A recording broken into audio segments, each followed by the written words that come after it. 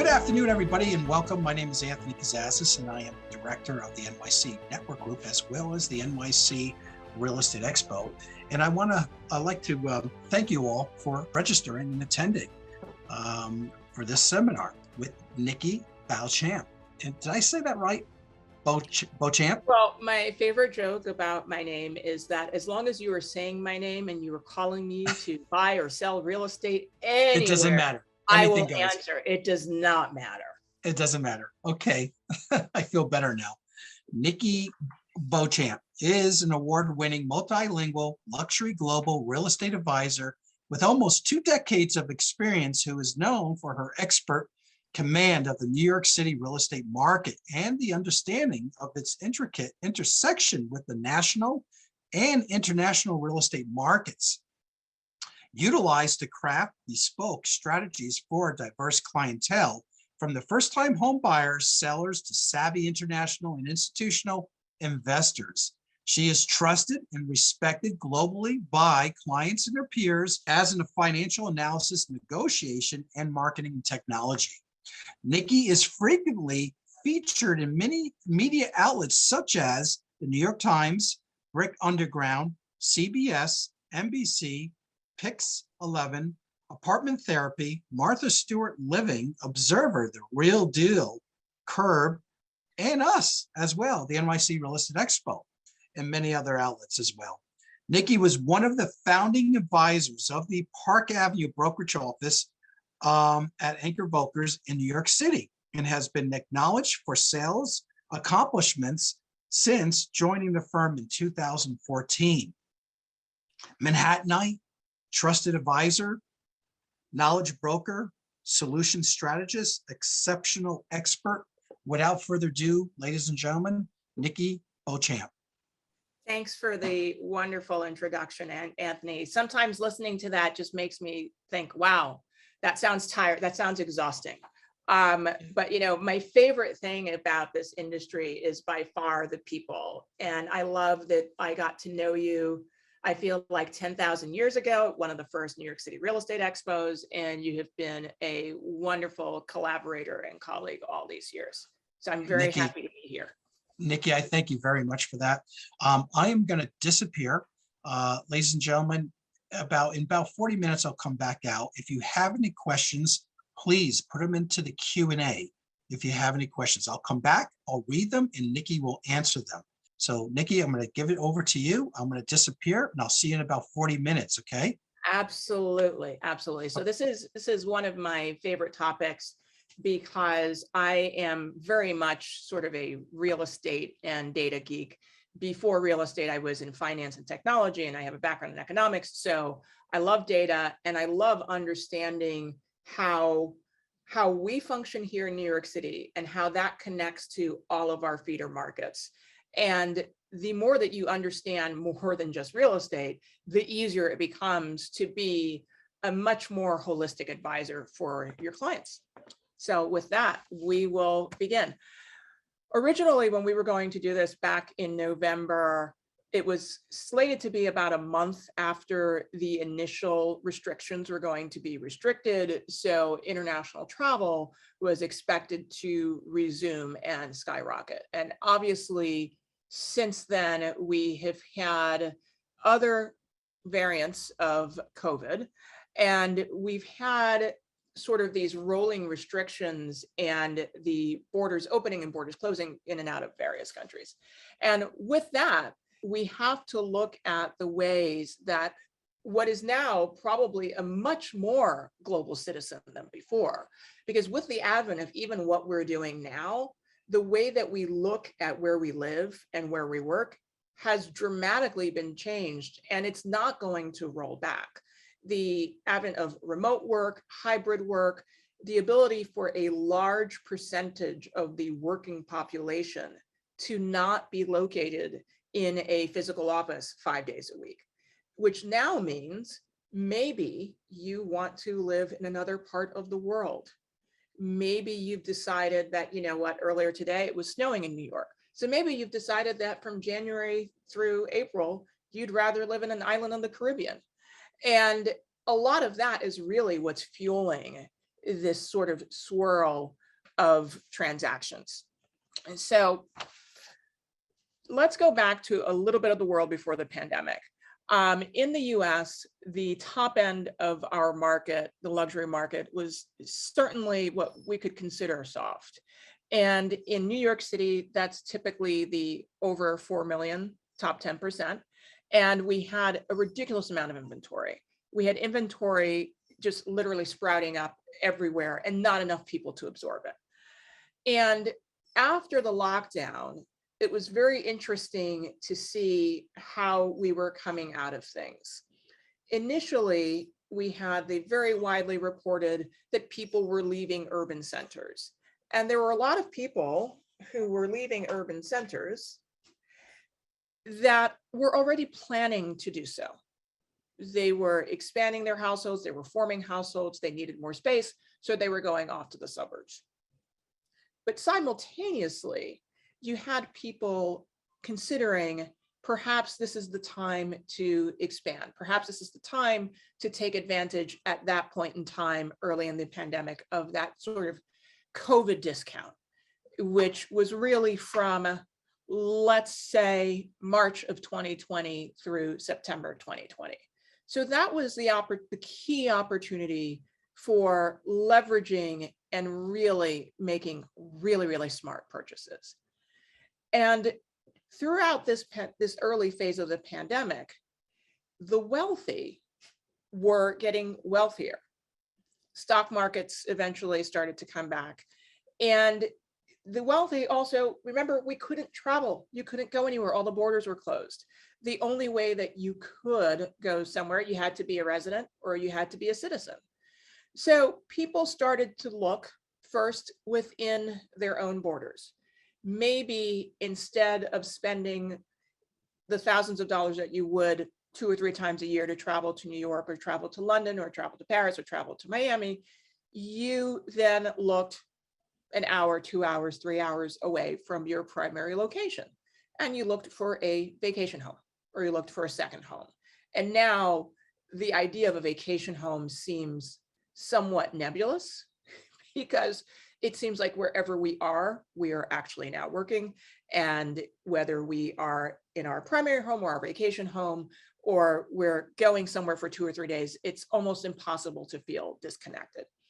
So this is only really possible for a certain percentage of the population. You still have your people in healthcare who obviously still very much physically need to be where they need to be. So the other impact of this is that with tourism decreasing and basically being obliterated for a period of time, you saw a lot more domestic purchases, not just in the US, but the same is true in the UK, the same was true in Australia, the same is true in Asia. You looked out from where you were first. But what we have been seeing in the initial lift of the lockdown is a return to these urban markets. So in New York City, as an example, the luxury market went from basically being on life support to literally being on fire. Multiple bids, prime properties selling at ask. The next segment of the market, and I think the segment of the market where there's really the most opportunity and the most movement, is that mid-market luxury product. This is the perfect product where someone is looking to buy something where it functions as a pied-à-terre when they decide that they want to come to New York, or they want to go to Monaco, or they want to spend, some time in Aspen. And that segment is really where the opportunity is. And the secondary opportunity that I have had more conversations in the last year about than ever before is, if in a lockdown phase, and in some parts of the world, they are very much locked down again, if the only way in or out of a country is with residency or citizenship, people are starting to look at those, what they term sort of like the golden visa opportunities. So in Europe, that's Greece, Italy, Malta, Spain, Portugal, all countries that either through a combination of residential investment, or in some cases, you can invest in a business, in some sort of VC investment, you can be very much on the path to having a second passport, a second citizenship. So now that means you don't have to be stuck in your primary location should there be another global lockdown of some sort, and you can choose to spend 3-6 months of the year somewhere else. And so, a couple of things. Some of the other issues in all of this, the way that the rental markets were impacted in various parts of the world. In New York, rental prices went down, I would say on average about 10% at one point from their peak. They started to bounce back middle to spring of last year. So now you have people who are now again starting to look at New York as a viable investment option. With these forced savings, where else will people look? London is a very interesting market at the moment.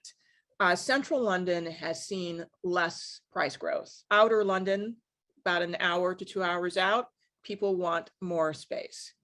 And the opportunity in London for purchasers and for investors is that pricing is down between 15 to 25% from 2014, when they initially started with the stamp duty, which increased pricing.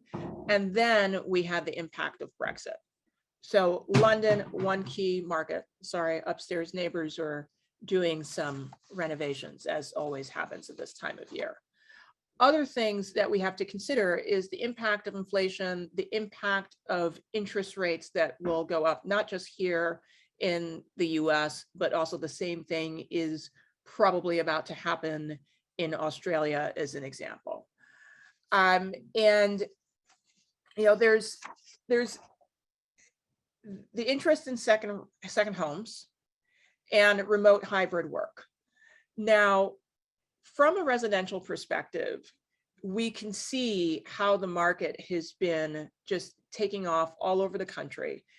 Not enough inventory, the fueling of people going further out from the major urban centers because now they don't have the impact of commuting in. That creates the opportunity for the buyers who do want to buy in the urban center. For many of these global buyers, their first instinct is always to go for the urban density district. It's what they're most familiar with. And if they're being driven by either cap rates or appreciation, that can help you to guide them to other possibilities in secondary and tertiary markets.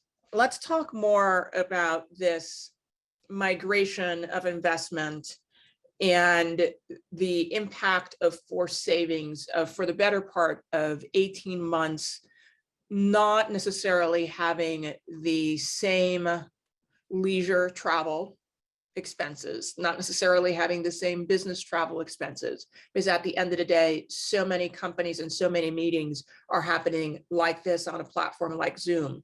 There aren't as many instances right now where people are hopping on a plane to take that one meeting. So that forced savings plus stock market gains has really provided capital that people want to spend. They want to invest. They want to invest in their lifestyle now more than ever. And they are making decisions based on that. If they are much more interested in being near the water or sailing or skiing, they are tailoring their searches accordingly. So those are the key places where people are looking.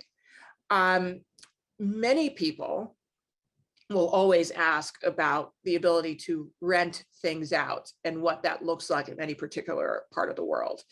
And whether that's Airbnb or VRBO, or if they are buying a branded residence and what their opportunity is for leasing through that branded residence.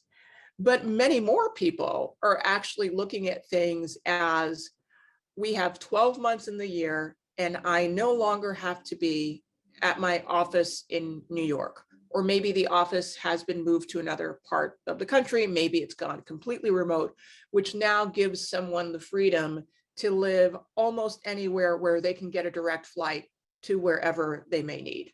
So that opens up, if Aspen and Park City might have been the first places people thought about, maybe now they are thinking of ski communities in Idaho. It is more approachable, it is more affordable, and you are not looking at millions upon millions of dollars, but you can still be close to the airport, hop in a car, get on a plane, and go to your meetings in New York once a month when you come in for 3 days. And I think that that's really going to be a big driver for people. That and the alternative ways of having more than one passport, because that will give you the freedom that if we are locked down in one part of the world, you can go to your second home in the other, and you will have no discernible impact on your work product, because now everybody's working remotely through Zoom as long as you have an internet connection.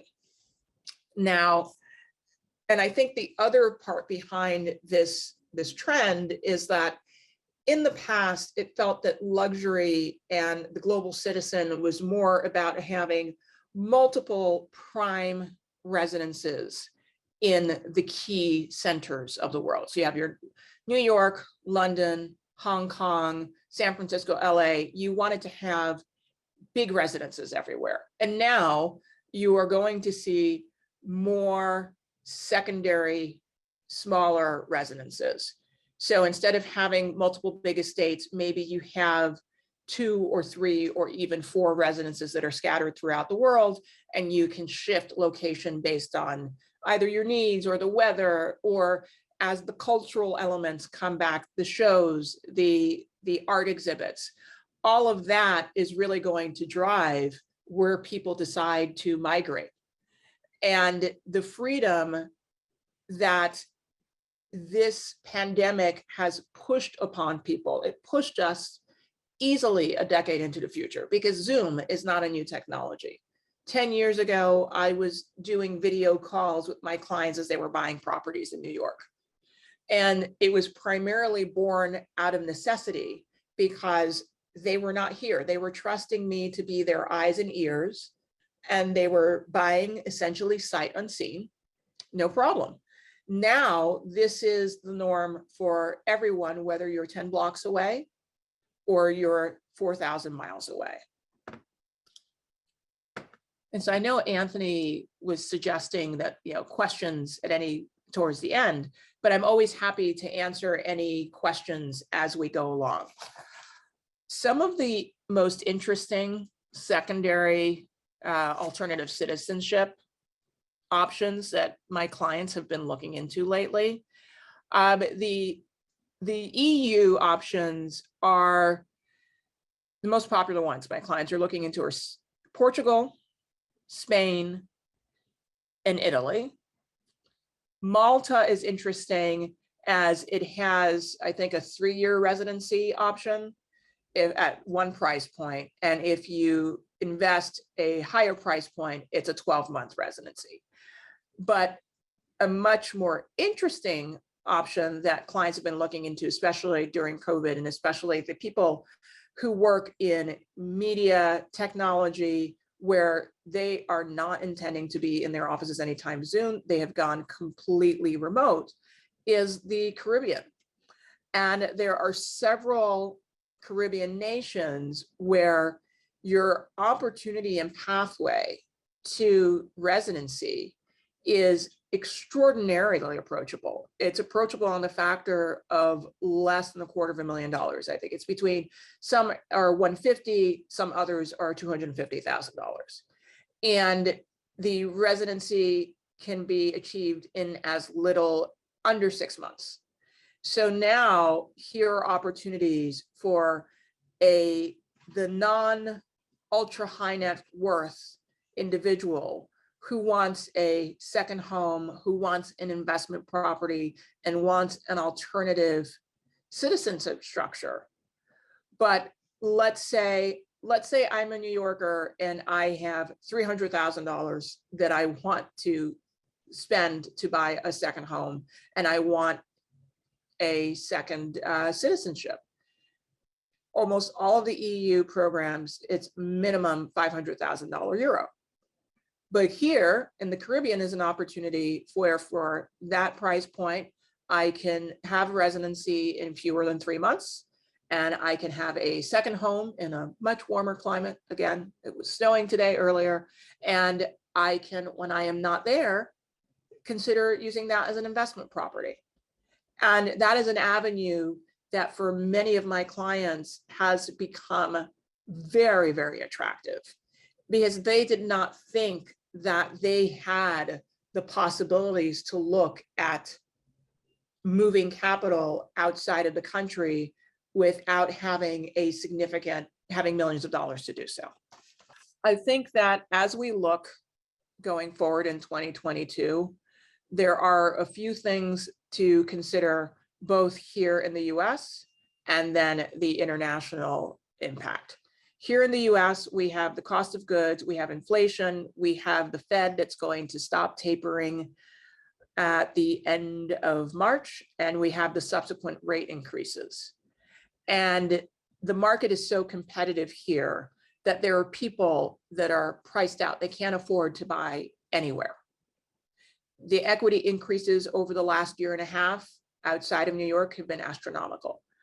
Those individuals who still want to purchase, this can be a wonderful opportunity for them to acquire real estate, acquire an investment property, acquire a property that they can use very effectively once we are out of the COVID pandemic and travel is more frequent and vaccination rates are up. This is going to enable a whole new category of individual to really be living a life that's not tied down to one location.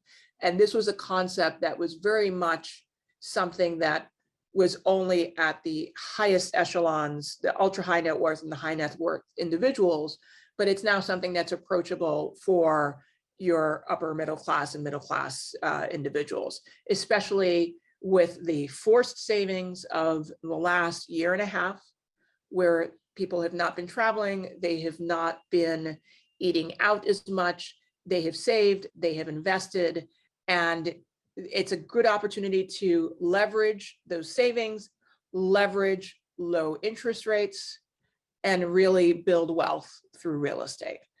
And I implore everyone to look at their clients in a more holistic fashion and look for ways that you can help advise them to make smart moves in different markets that will help them grow their portfolios over time. And I have very little else to say at the moment. So I'd love to open it up to questions. Anthony, can you come back on? All right, thank you, Nicole. All right, so we do have one question here, and it is from Eileen. Are you starting to see foreign investment come back to New York City? Also, as a global connection agent, do you execute many referrals outside of New York domestically or with Europe? So I am seeing yes to both of those things. So what I started to see when the initial restrictions were being lifted, people were calling. They were asked, they wanted to know what was really going on in New York City because they had seen all the market reports and they were very perplexed. So I gave them my market rundown. Here's what's going on. Here where the opportunities are. And I still think there are great opportunities in new development specifically. And for the non-domestic buyer and even the domestic buyer, the wonderful thing about buying in a new development is that you are locking in today's pricing for future delivery. And most people have been most worried about when were the shows going to come back? When were the restaurants going to come back? So that gave people the opportunity to act on today's pricing before pricing continues to go up because that is the natural course of action. As inventory shrinks, pricing will increase. They can lock in the pricing, and they're not paying until the product is ready to be delivered. So I had a client who did that during the pandemic, probably by far my best pandemic client. Bought via Zoom, signed a contract in June of 2020, closed in November of 2021. By the time they closed, they had seen about 300 grand in equity. So that is really a key thing. And I think that that's where, for us in New York City, it creates problem and friction, because we have so much of the existing inventory resales. And in a resale, you're not going to be able to control this resale's on the market now. I want to sell because I need to sell this apartment to buy my next apartment. There's not a lot of wiggle room on when you're closing. So in that instance, what happens is that you're closing on something now, and then there's frustration because they are looking at, I am paying for something potentially that I cannot use. So that's why, new development is the perfect sort of avenue for that foreign buyer. Also, the disclosure requirements in terms of once a building is complete and you've got the purchase package, that feels very invasive to the international purchaser, because it's foreign. The way that we transact here is so different, even from an hour north. The idea that you have to submit a statement of assets and liabilities to buy something is just, it's a very difficult construct. So right now, more people are starting to come back. It's the people who we are still missing here are the people who very much need to come and they need to see, touch, and feel. It's the people who, no matter how amazing the Zoom presentation is, they're never going to buy, Zoom isn't even the thing. They're never going to buy off a floor plan. Those are the same buyers that come, they look, they go to the sales office, they don't sign the contract, and then they come back 3 years later, they want to buy, the product is complete, they don't understand why it's so much more expensive. This is, you are taking the risk, and for that risk, you are rewarded with a lower price of entry. But I would say, and in terms of domestic referrals out, look at where your clients are based and what industries they're in. And where is their industry? Where are the companies going? So as an example, if you have someone who's in finance, and if, the research area triangle in North Carolina, lots of finance people there. South Florida, I mean, I used to spend a lot of time in Miami, and I was amazed one trip a few years ago, where I saw major offices for every bank. And what happened during the pandemic? A few things, where my New York clients with these New York banks, they went to Florida because they could work. And some of them have come back, but some of them have stayed. But it gives now this movement that many people, I won't say everybody, because there are people, healthcare, nurses, doctors, they still have to be at the hospitals. But a lot of people in knowledge worker professions, law, finance, advertising, technology, they have an extraordinary amount of flexibility. So where their companies are going, and also what is their lifestyle? Do they want to stop work and then go sit at the beach all day? Maybe they want to go live in Hawaii. They'll be done with their day by noon Hawaii time, which is roughly the end of our day here. And now they have an entire day where they can go and they can play. And the deeper we go into our clients and get to know them more, the easier it becomes to help facilitate those connections wherever they want to go. Yeah, if your dream has been to move to Italy, no joke, I have clients that's their dream. When the borders initially opened, they took 2 months and traveled through Italy. What was their goal? Their goal was to figure out where they wanted to spend more time. At the end of 2 months, they narrowed it down to 2 regions. And they literally sent me a WhatsApp from there, and they're like, Nikki, who are your people here and who are your people there? Because these are the 2 places we want to look at buying a property. They're not getting rid of their New York City property. They help their kids buy properties in New York. They want to spend 3 months of the year in Italy. And guess what? Now they can. Because he can take 3 months and he can be on his phone and his iPad and his computer, and he can continue to work. So this is a whole new way of thinking. And I think for us, especially in the US, where we're so focused on, we're working 70, 80, 100 hours a week, the idea that we can try and achieve some balance and also follow pathways that align with the way we want to live our lives, the way we want to spend our free time with our family. And it's achievable beyond the ultra high net worth. Then there are programs like Picasso is something you guys should look into, because that's fractional. You can purchase a share of a home in a different market. So let's say you don't want the responsibility of owning and maintaining a home by yourself. You know you only want to be there for 2 months out of the year. Well, you can literally purchase so that you're there 2 months out of the year. And there are other individuals who will own the other shares, and the responsibility is not solely yours to maintain a property. So there's a lot more flexibility these days as to how we can live and work and invest than I think ever before. And it's a really interesting time to be in real estate, I think, from my perspective. It's a great answer.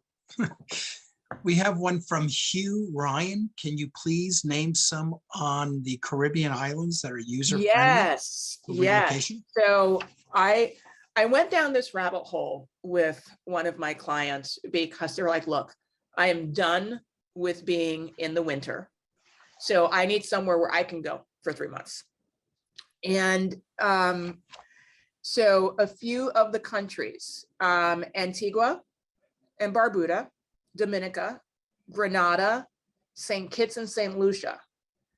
And I think the number is somewhere between 150 and 250 that you can spend. And the residency requirements are under 6 months. Because part of what's happening with the traditional golden visa programs like Portugal, Spain, et cetera, the backlog is so long because it's been so popular. And it's also, 5 years, 7 years. So those are really interesting ones to look into for sure. And I have been, obviously, working with some clients. So I've been making some contacts with people there because I just think it's a fascinating option and it's an achievable option. I have not seen if Montserrat is on the list, but, I've been down this rabbit hole for the last several months, and it's been amazing. It's actually led me to contemplate other things and other places. I love New York City, but I also love to travel. And wouldn't it be amazing to spend 6 weeks at a time somewhere else? And then I can come back and help everybody buy more properties in New York, but also you can help guide and facilitate and be that concierge for your clients. Because the more that you know all of these different pockets, the easier it becomes that you're the only person your clients call. They just think of you as all things real estate. They don't even think to Google, like the client who was in Italy. They could have walked into any real estate office or walked by one, because I think at that point, they were a hybrid of some offices were open and some weren't. But they knew, they're like, we know that you know people everywhere. So you tell us who your best colleague and contact is in this market so that they can help us achieve this. I see Melissa has a question. Melissa, yep, Melissa Riley, and a little off the topic of a global buyer. But it's really not. It's not, because I think that what is ultimately going to happen is that I think co-ops are going to have to shift their thinking on second homes / pied-a-terres, because more people are going to ultimately live between multiple residences. So maybe this could be something even as simple as Melissa, I know, is in Connecticut. And let's say you live in Connecticut, but you want an apartment in Manhattan. And the New York City Co-op board will think of that as this is a pied-à-terre. But really, taking the train down from Connecticut is what? An hour, 90 minutes, maybe 2 hours if you're coming from New Haven. You may want to be in New York City half of the week and in Connecticut the rest of the week. But the board is going to look at that as, oh, it's a pied-à-terre. Mind you, many of the people in many of these buildings are already doing exactly what they are looking askance at the buyers that they want to do. So I think they're going to have to change their approach in the way that they wrap their head around what being a resident means. Like, how do you define being a resident of the building? And there's probably an inherent double standard in a lot of this, because many people, they have a place, a weekend, what used to be a weekend place. But now that weekend place that you went to Hudson Valley, you're there 5 days of the week and come into New York City for 2 days. So now it's the reverse. So I think there's going to be a lot of shifting of that. And I think the driving force of that shift will be as more people buy into these buildings that have these scenarios, they're going to advocate for, I'm not the only person who wants to be in New York City 2 days out of the week instead of 5 days. Or maybe there's 1 week that you're there for 7 days and then you're at your house in Connecticut because you can Zoom the rest of the time. And I think there's going to have to be an evolution of how we look at these rules. And I think it's a very hard concept for some buildings. I have a client who was just board approved, and basically at the end of the board interview was basically told they would probably be the last person as a non-primary residence for some time, because the building wants to ensure that everybody lives there, while actually also telling them how they spend half their time somewhere else. So there's a lot of dichotomy, and I think we're still figuring out what this next version of life will be. And I think a lot of that is really going to be driven by, once we get to a point that whatever happens with offices. I think by this point in time, the anticipation was that maybe there would be at least 50% of people back in offices, and that is not the case. There's maybe, if I want to be generous, I would say maybe like 20%, but it's probably closer to 10. So at some point, what does the return to office landscape look like? And that is going to impact a lot more of the choices that some of these buildings, particularly the co-ops, have to make. And who knows, will they then reconsider, and will it become more foreign buyer friendly? That part, I highly doubt. Just the invasiveness of the co-op purchase process, the fact that you could be buying a property cash, which in any other market would lead you to believe that you could close the transaction in 7 days and you could still be waiting 90 days. And you have to disclose every last shred of who you are, your trust statements, your investments, your tax returns, have 4 different reference letters. That is not a process that is the most friendly for citizens who opt for international buyers, especially, who often prize their privacy more than anything else. That's very good, Nikki. Nikki, tell us a little bit. You have 2 more videos with us, webinars with us.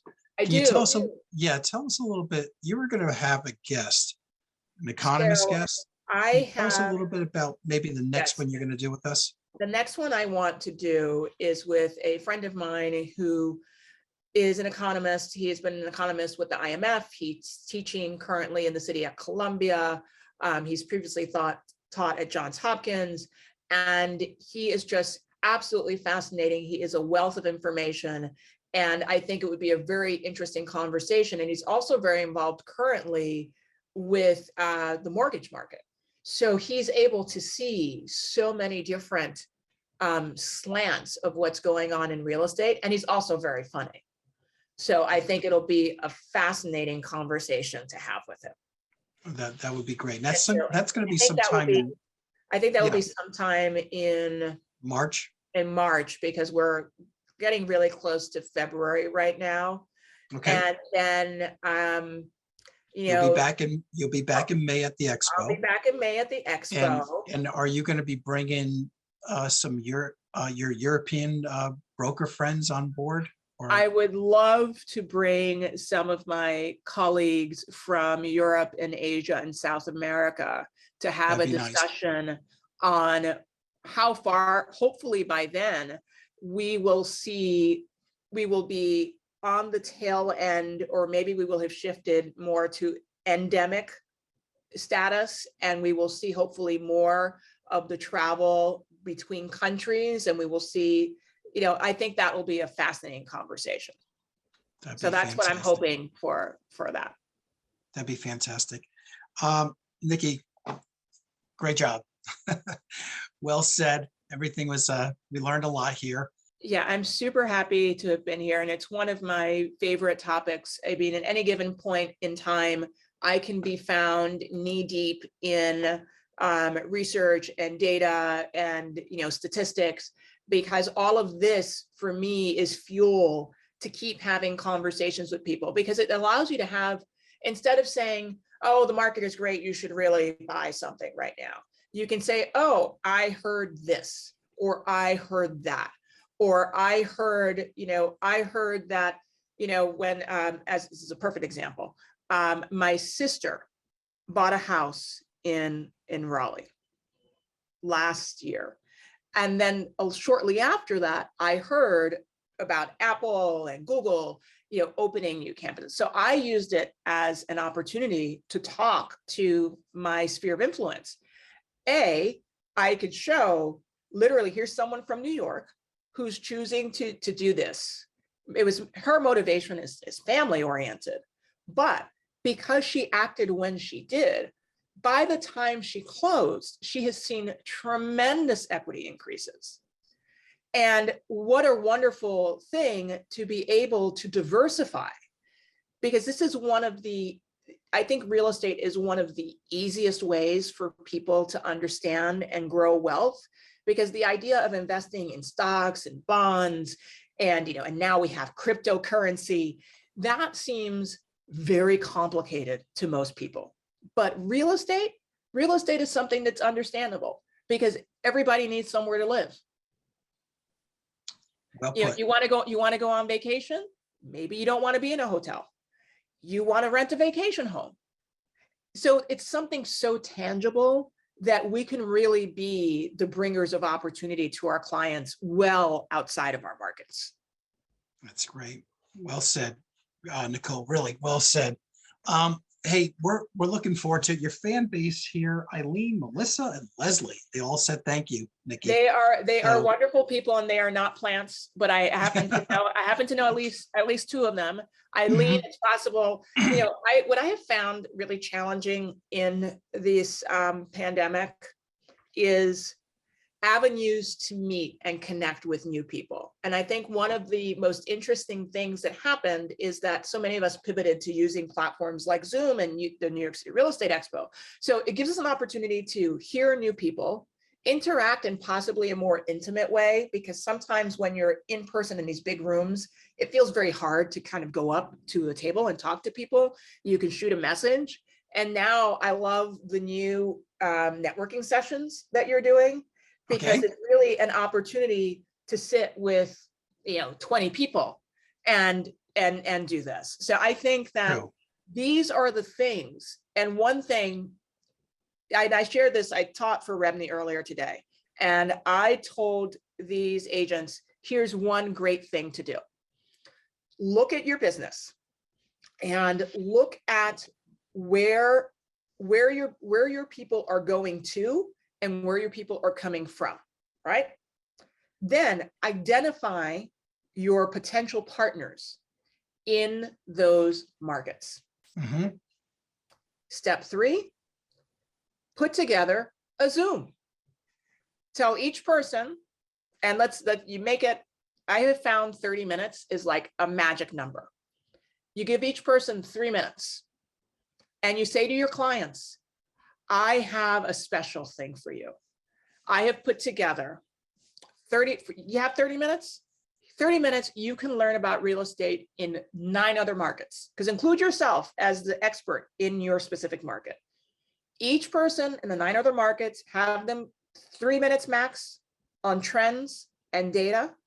And then you say to your clients, you know, anybody that you're more interested in connecting with, let me know. I'm happy to make a connection, and you will generate referral business from that. Well, yeah, I tell you what, Nikki, we're going to expect that now in May from you. Okay. Hey, I sure. like that idea. That's a great idea. It's a great idea. Yeah. And it gives an opportunity, because these are things that before we were in this, you know, Zoom world, it took getting on planes. I mean, you know this, Anthony, every time we were Sure. before the pandemic, I was always on a plane somewhere. Of course. I miss traveling. But Yes. the fact that I can do this, I'm talking about, one of my friends from California said, hey, could you do me a favor? Can you be on a global panel in January? Sure. Yeah. I don't have to you're get on a here. plane. I can do it from Yeah. home. Exactly. We need to leverage this as much as we can. So that Exactly. way, when we are all freely traveling around the world again, as I know we all want to do, we can deepen those relationships even more.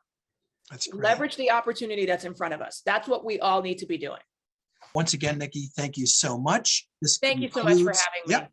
Oh, by all means. This concludes our webinar, and we'll see you soon next one. Okay. Yep. Take care, everybody. Take care, everybody. Bye. Bye-bye.